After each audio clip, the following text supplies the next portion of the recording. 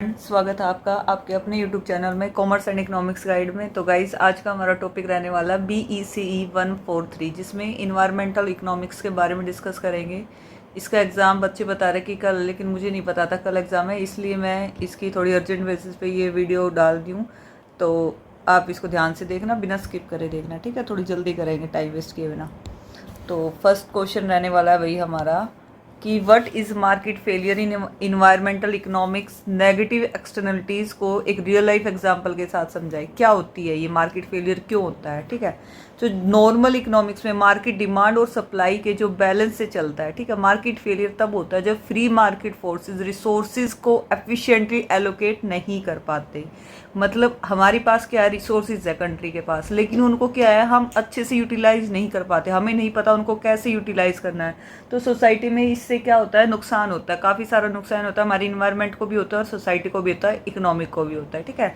तो इसका सबसे बड़ा कारण है क्या, एक्सटर्नलिटीज़। मतलब जब किसी एक पर्सन या कंपनी के एक्शन का असर किसी तीसरे मतलब थर्ड पार्टी पर पड़ता है तो उसके बदले कोई जो प्राइस या कंपनसेशन नहीं दिया जाता, ठीक है।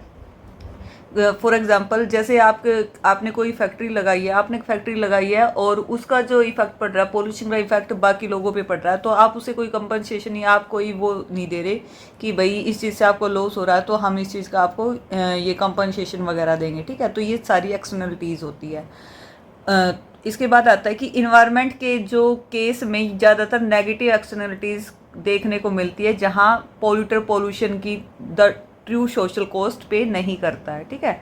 तो ये इसका एग्जाम्पल हो गया। जैसे chemical factory and river pollution. एक केमिकल फैक्ट्री है जो क्या करती है, कपड़े डाई करती है और अपना जो केमिकल है वो क्या करती है, गंदा पानी पास की जो नदी वगैरह बहती है उसमें डाल देती है। तो इससे क्या होता है, पूरी नदी क्या हो जाती है, खराब हो जाती है। तो उसकी भरपाई कौन करता है, बाकी सारी पब्लिक जो उसको यूज़ कर रही है, ठीक है। तो ये सब क्या है, नेगेटिव एक्सटर्नलिटीज़ होती है, ठीक है। ऐसे ही पोल्यूशन का होता है कि भाई अभी जैसे मैंने एग्जांपल दिया कि आप कोई फैक्ट्री खोल रहे हो, उसका जो पोल्यूशन ज़्यादातर लोगों को बेयर करना पड़ता है। नेक्स्ट क्वेश्चन है explain the case, explain the Coase theorem. Property right allocate करके पोल्यूशन की जो प्रॉब्लम को कैसे सोल्व किया जाता है। तो भाई जो नोबल ड्यूरेट रोनाल्ड कोइस ने क्या कहा था कि कोइस थ्योरम दिया है, उन्होंने कहा था कि जो मार्केट फेलियर को ठीक करने के लिए हमेशा गवर्नमेंट इंटरफियरेंस टैक्स फाइन की ज़रूरत नहीं होती, ठीक है। ज़रूरी नहीं है कि भाई इनकी ज़रूरत हो, कुछ हमारी खुद की भी रिस्पॉन्सिबिलिटीज़ होती है। अगर दो कंडीशन पूरी हो, जैसे फर्स्ट है प्रॉपर्टी राइट, मतलब लीगली क्लियर हो और वेल डिफाइंड हो कि भाई ये प्रॉपर्टी आपकी है तो आपको इसका ऐसे ध्यान रखना है, ठीक है। तो जब राइट मिल जाता है तो ज़रूरी नहीं है, गवर्नमेंट उसमें कोई इंटरफेयर नहीं करेगी, वो आपको राइट मिला, उस प्रॉपर्टी को ध्यान रखना आपकी जिम्मेवारी है। ट्रांजेक्शन कॉस्ट क्या होती है, जीरो से क्या, जीरो या फिर बहुत कम हो।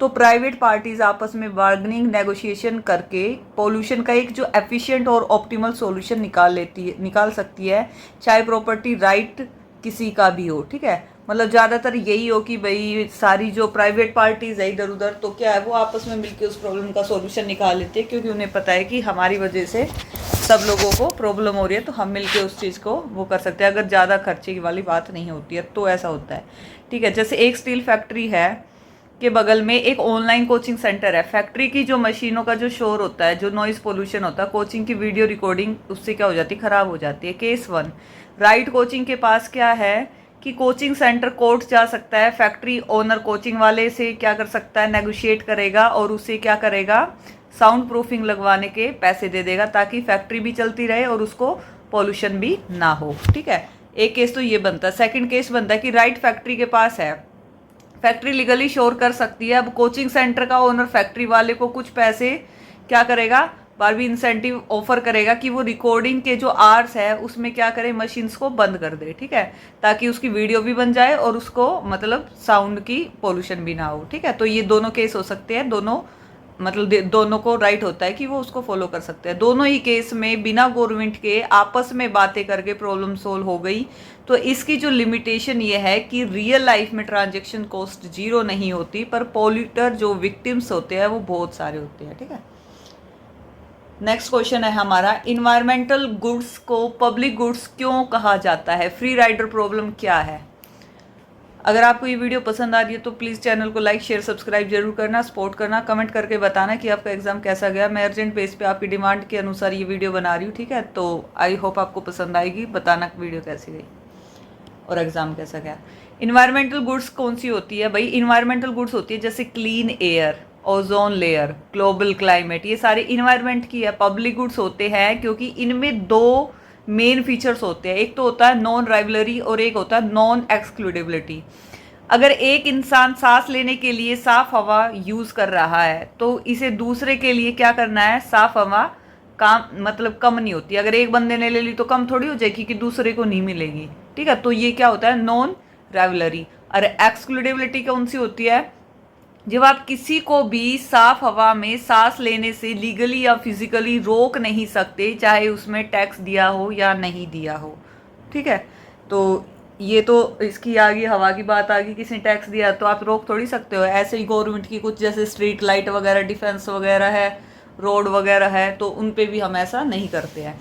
इन दो फीचर्स की वजह से फ्री राइडर प्रॉब्लम जन्म लेती है। फ्री राइडर वो इंसान होता है जो किसी रिसोर्सेज के मेंटेनेंस के लिए पे तो नहीं करता, पर उसके जो बेनिफिट है वो पूरे लेता है। जब सभी लोग फ्री राइडर बनने की कोशिश करते हैं तो कोई भी इन्वायरमेंट को बचाने के लिए इन्वेस्ट नहीं करेगा, ठीक है। भाई अगर सभी ऐसे हो गए तो कोई इन्वायरमेंट को बचाएगा नहीं, तो इसका भुगतान हर किसी को करना पड़ेगा, जो उसके भोगी है उसको भी और जो नहीं है उसको भी। जैसे स्ट्रीट लाइट्स और एयर प्योरीफायर टावर्स वगैरह अगर ये लगवा दे गवर्नमेंट, तो मतलब किसी ने मान लो कंट्री की है 500 रुपये कंट्रीब्यूट किया है और किसी ने कुछ भी नहीं किया, तो क्या हम उसको मना थोड़ी कर देंगे कि आपको एयर प्योरीफायर की बेनिफिट मिलेगा, आपको स्ट्रीट लाइट का बेनिफिट मिलेगा, आपको नहीं मिलेगा, है ना। इसके बाद आता है differentiate between weak sustainability and strong sustainability. Hartwick's rule क्या है? 20 मार्क्स में आता है कि सस्टेनेबल डेवलपमेंट का मतलब होता है कि फ्यूचर जनरेशन के लिए रिसोर्सेज छोड़ना। इसकी दो अप्रोचेज है। अब हम अगर टॉपिक किस चीज़ का पढ़ रहे हैं, इन्वायरमेंट का पढ़ रहे हैं, तो आप पूछोगे कि भाई नेक्स्ट जनरेशन के लिए कौन से रिसोर्सेज छोड़ना, तो भाई ताज़ा हवा छोड़ना, मतलब पेड़ पौधे लगाना ताकि पोल्यूशन से बचे रहे, ठीक है। हवा का मतलब ये है। आप पानी वगैरह की कम बर्बादी करो, पानी वगैरह बचा के रखना, बिजली वगैरह की कम बर्बादी करो, बिजली वगैरह बचा के रखना। और भी आपकी जो पैसे वगैरह भाई उनकी भी सेविंग रखनी पड़ती है ना करके, ताकि जो हमारी जनरेशन है, हमारे जो बच्चे हैं उनके भी काम आ सके। तो इन्वायरमेंट में तो ज़्यादातर किस चीज़ की, जो नेचुरल कैपिटल होते हैं उन्हीं की आती है, ठीक है। जैसे वीक सस्टेनेबिलिटी ये कहता है कि total capital, man made capital plus natural capital constant रहनी चाहिए। इसके मुताबिक अगर हम नेचुरल जो रिसोर्सेज, ट्रीज़ है, मिनरल्स है, ख़त्म कर रहे हैं, तो जो उसके बदले उतने ही जो मैन मेड कैपिटल जैसे रोड, स्कूल, टेक्नोलॉजी खड़ा कर दे तो चलेगा, लेकिन दोनों एक दूसरे के परफेक्ट सब्स्टिट्यूट है, ठीक है भाई। कहीं ये इसके लिए हमें क्या चाहिएगी? जगह चाहिएगी, वहीं पे तो स्कूल बना सकते हैं, टेक्नोलॉजी लाएंगे, रोड लाएंगे, तो वहाँ से पेड़ वगैरह भी काटने पड़ते हैं। तो ये एक दूसरे को कई बार हमें क्या करता है, एक दूसरे का सब्स्टिट्यूट बना देता है।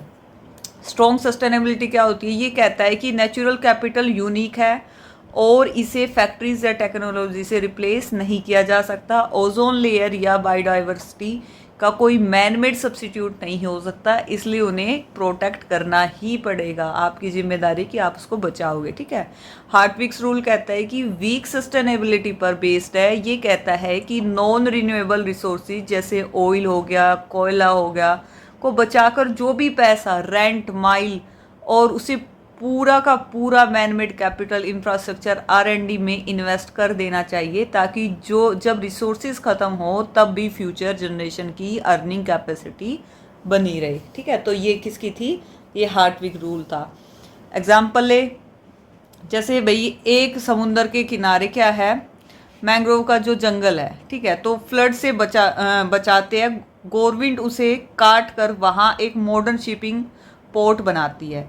वीक सस्टेनेबिलिटी कहेगी कि ये सही है क्योंकि पोर्ट से देश अमीर होगा और टेक्नोलॉजी आएगी, लेकिन जो स्ट्रॉन्ग सस्टेनेबिलिटी है वो कहेगी कि जो पोर्ट चाहे जितना पैसा कमाए, पर वो सुनामी, स्टॉर्म और जो गांव वालों को जो नहीं बचा सकता, जो काम मैंग्रोव्स नेचुरल तरीके से करता है, ठीक है। तो इसलिए हमें कोई ये जंगल वगैरह नहीं कटवानी चाहिए।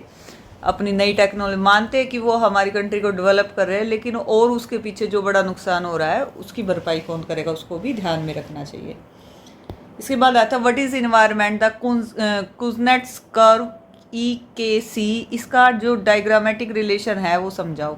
तो इन्वायरमेंटल जो कुजनेट्स कर्व है एक इन्वर्टेड यू शेप का उल्टा यू कर्व होता है, जो क्या होता है इकोनॉमिक ग्रोथ, जीडीपी पर, कैपिटल और इन्वायरमेंटल डिग्रेडेशन पोल्यूशन के बीच में क्या होता है रिलेशन दिखाता है। ये थ्योरी कहती है कि फेज 1 इंडस्ट्रियलाइजेशन, मतलब शुरुआत में जब कोई पुअर कंट्री, मतलब जो गरीब कंट्री है वो करती है ग्रो करने लगती है, तो वो सिर्फ प्रोडक्शन पर ध्यान देती है, लेकिन जो एग्रीकल्चर से इंडस्ट्री पर शिफ्ट होने का कारण पोल्यूशन तेजी से बढ़ता है।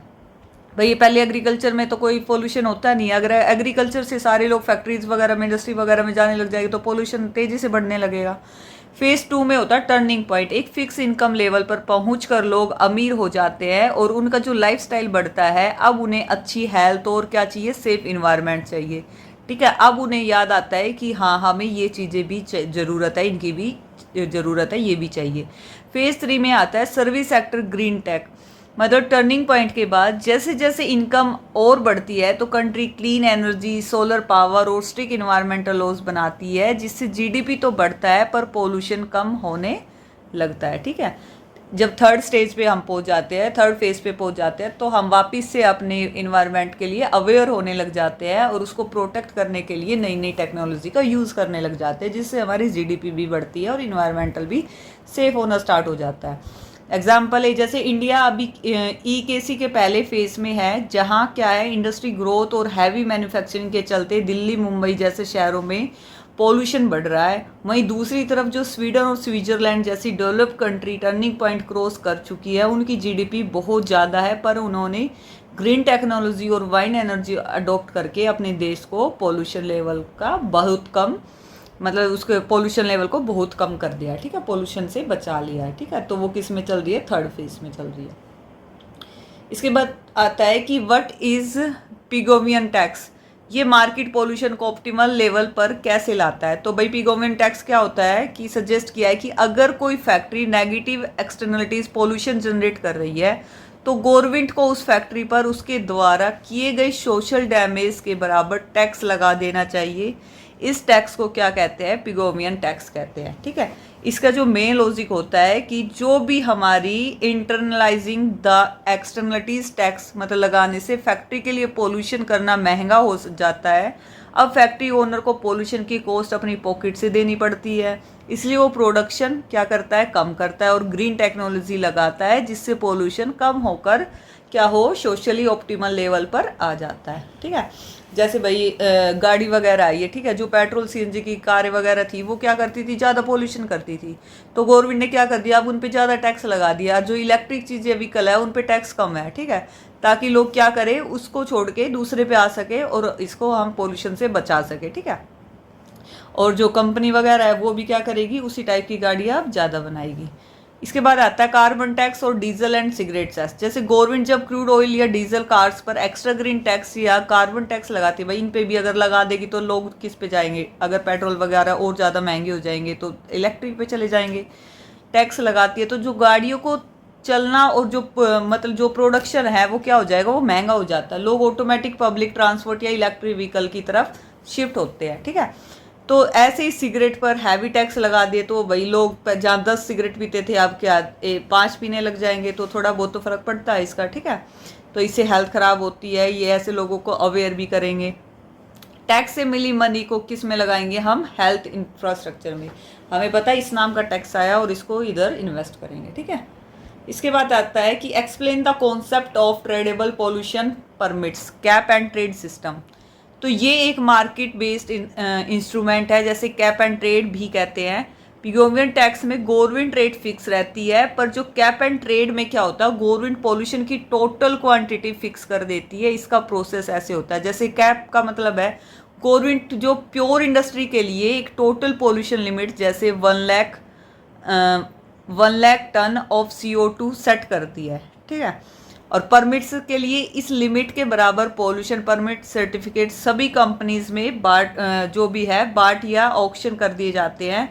एक permit equal to 1 ton pollution का राइट है। ठीक है, ये परमिट बना दिया। ट्रेड क्या बनाया, जो कंपनी एडवांस टैग यूज़ करके काम जो भी है कम पोल्यूशन करेगी, तो उसकी जो परमिट्स बच जाएंगे वो अपने एक्स्ट्रा परमिट्स मार्केट में उन कंपनीज को बेच सकती है जो पुरानी टैग यूज़ कर रही है, जिनकी वजह से पोल्यूशन ज़्यादा हो रहा है। ठीक है, अगर उनके पास परमिट्स बच जाते हैं तो वो उनको सेल कर सकती है। जैसे एग्जाम्पल टेस्ला है। टेस्ला सिर्फ इलेक्ट्रिक कार्स बनाती है, इसलिए उनका जो कार्बन एमिशन जीरो है। गवर्नमेंट से मिले सारे कार्बन परमिट्स टेस्ला के पास बचे रहते हैं। वहीं दूसरी ट्रेडिशनल कार कंपनीज जैसे जीएम या फोर्ड ज़्यादा एमिशन करती है, तो उन्हें फाइन से बचाने के लिए परमिट्स चाहिए होते हैं। तो टेस्ला अपने जो बचे हुए परमिट्स होती है उनको क्या कर देती है, मार्केट में करोड़ों डॉलर में बेचती है, ताकि इससे क्या होता है, मतलब इससे क्या होगा, टेस्ला को इंसेंटिव मिलेगा और जो बाकी कंपनीज है उसको क्या मिल जाएगा, ग्रीन होने का प्रेशर बनता है। ठीक है, मतलब उनकी हेल्प हो जाएगी, वो उस परमिट से अपने आप को वो कर लेंगे, बचा लेंगे। इसके बाद आता है कि explain contingent valuation method CVM environmental valuation में इसका क्या यूज़ है। तो भाई इन्वायरमेंटल, जो इन्वायरमेंट की क्या होती है, बहुत सी चीज़ें, जैसे सुंदर नज़ारे, किसी एनिमल की जिंदा रहना के लिए जो भी है, ये इन्वायरमेंट के ही है, जंगल वगैरह में मिलते हैं। अगर ये जंगल वगैरह ही ख़त्म हो जाए तो एनिमल्स भी ख़त्म हो जाएंगे, है ना। तो मार्केट में बिकती नहीं है, इसलिए उनकी जो प्राइस टैग नहीं होती उनकी। ठीक है, तो उनकी जो वैल्यू निकालने की एक डायरेक्ट मेथड होती है, कॉन्टीजेंट वैल्यूएशन मेथड। ये एक सर्वे बेस्ड अप्रोच है। इसमें लोगों से एक हाइपोथेटिकल, मतलब सोचा हुआ सिनेरियो बताकर उनसे क्या करना है, डायरेक्ट पूछा जाता है कि वो किसी इन्वायरमेंट एसेट्स को बेचने के लिए कितना पैसा देने को तैयार है। तो उसे क्या कहते हैं, विलिंगनेस टू पे, या उस नुकसान को झेलने के बदले इतना कंपनसेशन चाहते हैं कि उसे विलिंगनेस टू एक्सेप्ट कहते हैं। ठीक है, जैसे मान लीजिए सुंदरबंस में टाइगर्स खत्म हो रहे हैं। ठीक है, तो हमारे रिसर्चर्स ने क्या किया कि 1000 लोगों को सर्वे किया और पूछा, अगर टाइगर्स को एक्सटिंक्शन से बचाना है, खत्म होने से बचाना है, तो उस बचाने के लिए एक स्पेशल ट्रस्ट बनाया जाए, तो क्या आप साल में 500 रुपये का डोनेशन देने को तैयार है। अगर ज़्यादातर लोग हाँ कहते हैं तो उसे क्या कहते हैं, रिस्पॉन्स डाटा से हम स्टैटिकल एनालिसिस करके टाइगर की टोटल इकोनॉमिक एग्जिस्टेंस वैल्यू निकाल सकते हैं कि भाई लोगों के लिए इसकी क्या वैल्यू है। इसकी जो बुराई ये है कि लोग सर्वे में झूठ बोल देते हैं और क्या होते हैं, इसके बेसिस होते हैं। ठीक है, भाई बोल दे कि हाँ हम दे देंगे, लेकिन ना दे तो भाई हो सकता है एक्चुअल वैल्यू हमें ना भी पता चले। इसके बाद आता है what is travel cost method. TCM होता है हमारा इको टूरिज्म स्पोर्ट्स का वैल्यूएशन, या इससे कैसे होता है। ठीक है, तो ट्रैवल कोस्ट मेथड कहता है टीसीएम की एक इनडायरेक्ट वैल्यूएशन मेथड है जो लोगों के एक्चुअल बिहेवियर पर डिपेंड करता है। ये मेथड कहता है कि किसी नेशनल पार्क, बीच या लेक की हमारी जो वैल्यू होती है वो फ्री नहीं है। वहाँ घूमने वाले लोग जो खर्चा करते हैं वहीं उस जगह की रियल वैल्यू दिखती है। आप किसी लेक पे, किसी समुंदर के किनारे या फिर कहीं ऐसे नदी के किनारे कहीं घूमने जाते हैं तो वहाँ पे क्या होता है, बहुत सारी चीज़ें होती है। कहीं आइसक्रीम वाला है, कहीं डेकोरेशन की चीज़ वाला, या फिर और काफ़ी सारी शॉप्स वाले होते हैं। तो वहाँ से आप जो चीज़ें खरीदते होते हो, वहाँ पे जो उसकी वैल्यू होती है उससे भी उसकी वैल्यू फाइंड आउट की जा सकती है। ठीक है, तो रिसर्चर टूरिस्ट से डाटा लेता है और उनका जो घर वहाँ से कितने दूर है और उनके आने जाने, फ्यूल टिकट का जो खर्चा, जो लोग स्पेशल उस चीज़ के लिए इतनी दूर से आए हैं तो कहीं ना कहीं क्या इन्वेस्ट करके आए हैं ना, कहीं उन्होंने फ्यूल के लिए पैसा दिया होगा, कहीं वही कैब वगैरह का पैसा दिया होगा, या फिर जो भी है। तो ये सारा पैसा क्या इकोनॉमी के पास ही तो आता है। तो वहाँ से रुकने का जो होटल एक्सपेंस कितना था और एंट्री फी कितनी थी, साथ ही क्या किया, उनके जो टाइम की कॉस्ट थी, अपॉर्चुनिटी कॉस्ट को भी, मतलब उसको छोड़ के कहीं और भी जा सकते थे, अपना कोई काम कर सकते थे, जोड़ा जाता है। ये सब जोड़कर क्या बनता है, एक डिमांड कर्व बनाती है जो उस इको टूरिज्म स्पोर्ट्स की टोटल इकोनॉमिक वैल्यू बताती है। ठीक है, तो valuation of Taj Mahal and Jim Corbett park. ठीक है, जिम कॉर्बेट नेशनल पार्क की जो एंट्री फी है तो शायद सिर्फ 200 से 500 होगी, पर जो लोग दिल्ली से कार में फ्यूल भरवा कर आते हैं, रिजॉर्ट्स में 5000 पर नाइट देते हैं और 2 दिन का ऑफिस लीव लेते हैं, अगर साल में 5 लाख लोग आ रहे हैं और जो एवरेज एक इंसान के 6000 रुपये खर्चा कर रहा है, तो जो पार्क की जो हमारी होती है रिक्रिएशनल वैल्यू सिर्फ टिकट्स प्राइस नहीं है, बल्कि उनका total travel cost, multiple by total visitors है, जो क्या करते हैं, करोड्स में बैठता है, मतलब करोड़ों में बैठता है जाके, ठीक है। तो वो उसकी क्या होती है, वैल्यूएशन होती है, एक्चुअल वैल्यूएशन। इसके बाद आता है ये लास्ट क्वेश्चन है हमारा, compare traditional GDP and green GDP environmental accounting क्यों जरूरी है। तो भाई ट्रेडिशनल जीडीपी किसी कंट्री की इकोनॉमिक ग्रोथ तो सही दिखाता है, पर उसमें एक बड़ा डिफेक्ट है कि ये ग्रोथ के चक्कर में हुए इन्वायरमेंटल लॉस को इग्नोर करता है। इस प्रॉब्लम को दूर करने के लिए ग्रीन जीडीपी और इन्वायरमेंटल अकाउंटिंग का कॉन्सेप्ट आया था, ताकि जो भाई हमारी मतलब इन्वायरमेंट को जो भी लॉस हुआ है उसको अगर हमें फाइंड आउट करना हो कि कैसे कितना लॉस हुआ है, तो हम किस में कर सके, उसको ग्रीन जीडीपी में कर सके। जैसे ट्रेडिशनल जीडीपी है, ये सिर्फ देश में क्या करता है, उत्पादित फाइनल गुड्स एंड जो भी सर्विसेज है कि मार्केट वैल्यू को ऐड करता है।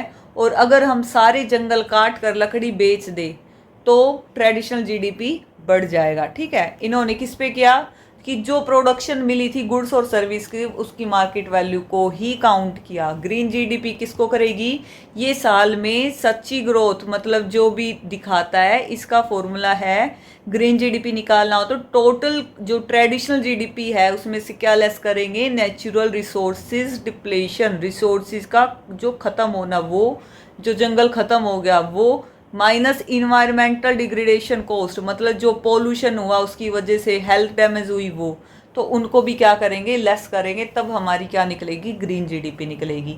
इन्वायरमेंटल जो होता है अकाउंटिंग इसलिए ज़रूरी है ताकि पॉलिसी जो मेकर्स को पता चले कि जो दिखने में ग्रोथ लग रही है कहीं वो हमारे फ्यूचर एसेट्स को डिस्ट्रॉय करके तो नहीं मिल रही। जैसे एग्जाम्पल अगर लोगे, मान लीजिए एक माइनिंग कंपनी ने उड़ीसा पे क्या किया, पहाड़ खोद कर 1000 करोड़ का आयरन और निकाला, ठीक है। तो जो ट्रेडिशनल जीडीपी कहेगा देश रिच हो गया भाई और 1000 करोड़ ऐड हो गए, पर ग्रीन जीडीपी कैलकुलेट करते वक्त उस माइनिंग से जो लोकल फॉरेस्ट डिस्ट्रॉय हुए, लॉस हुआ 200 करोड़ का, और जो एयर वाटर पोल्यूशन से लोग बीमार हुए, हेल्थ कॉस्ट आई 100 करोड़ की, उनको अगर माइनस किया जाएगा तो जो सच्चा जो ग्रीन जीडीपी है वो 700 करोड़ ही माना जाएगा, ना कि 1000 करोड़, ठीक है। तो ये हमारी आज की वीडियो थी, आई होप आपको पसंद आई होगी। अगर आपको पसंद आई है तो कमेंट करके ज़रूर बताना और चैनल को लाइक शेयर सब्सक्राइब जरूर करना। Thank you so much, wish you all the best for your exam.